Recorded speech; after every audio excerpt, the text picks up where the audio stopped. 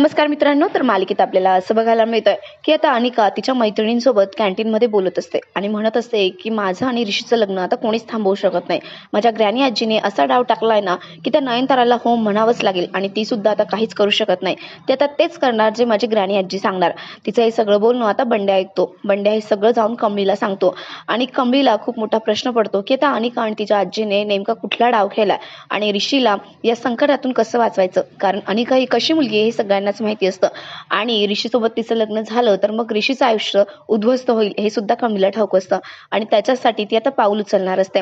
इकडे अनिका, कामिनी, रागिनी या सगळ्या नयनताराच्या घरी आलेल्या असतात आणि सगळ्यांना ते सांगत असतात की ऋषी आणि अनिका यांचं लग्न ठरलंय. नयनताराने स्वतः ते लग्न ठरवून दिलंय. आता हे ऐकून ऋषीला खूप संताप आलेला असतो.